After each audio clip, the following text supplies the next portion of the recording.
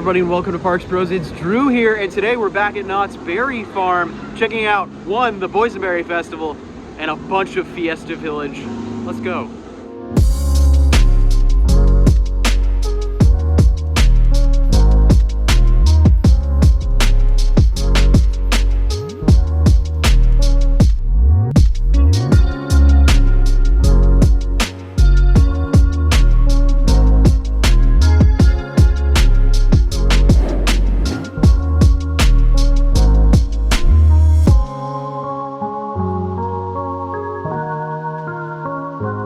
As you can see on this misting Saturday morning, not too busy, but there is a bunch of new decorations all around Camp Snoopy for what looks to be Easter and spring in general. So cool to see all these brand new props. I mean, these have never been out before. Looking at Montezooma, the Forbidden Fortress, not too much has changed outside of the tarps being lowered, most likely to fend off some of those high winds we've been experiencing over the past couple of weeks. Some more cleanup in the station is happening as well, with those chandeliers officially being brought down. And the biggest change that we keep seeing is all of that pathway in front of the ride's old entrance has been completely torn out and is now all dirt. So the entire queue is definitely going to be reworked in the future. So we've gotten just about as many looks at Montezooma as possible. Hopefully it opens in summer, but not too much change overall. So let's look at the rest of Fiesta Village. I know it's raining today and Jaguar looks like it's going through it, but that's not actually from the rain. They have added a bunch of new paint onto this building and it looks absolutely gorgeous. I love all the color, that green and red. The train is saying hello, interrupting me, but it's looking absolutely phenomenal. You can even see some of the design work. Look at how pretty that artwork is now with all that color. And the new lake feature that's going to be underneath the helix over here is looking absolutely phenomenal. It's looking more and more like a lake every day.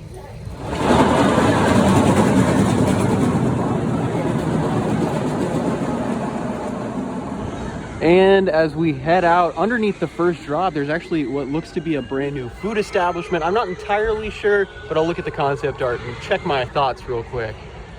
It's nice to be able to walk through Fiesta Village like this right now.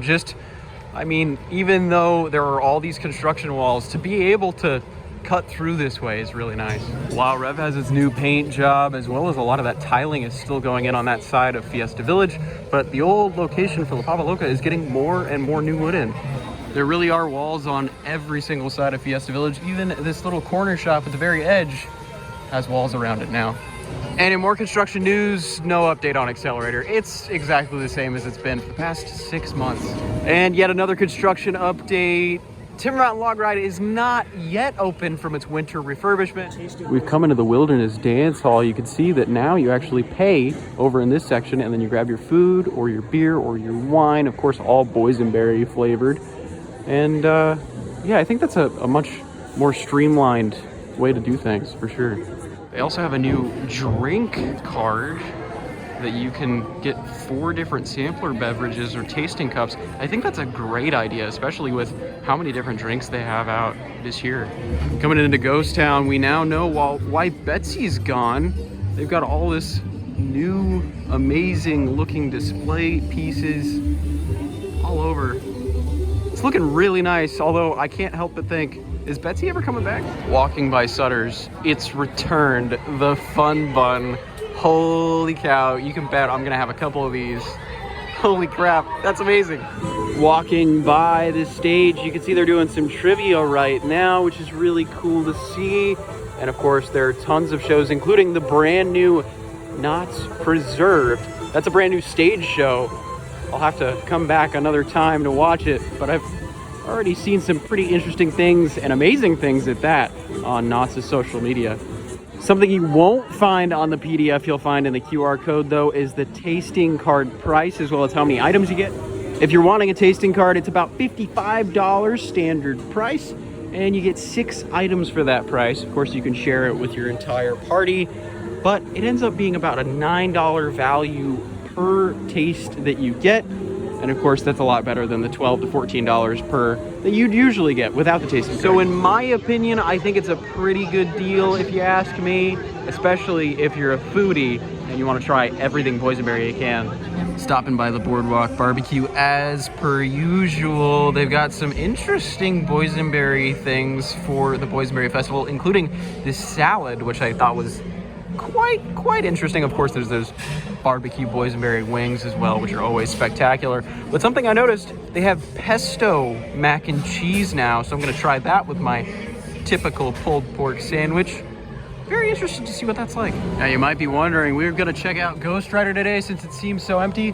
Well, it's actually got over an hour wait. Kind of crazy to see. The line goes all the way back towards the mine.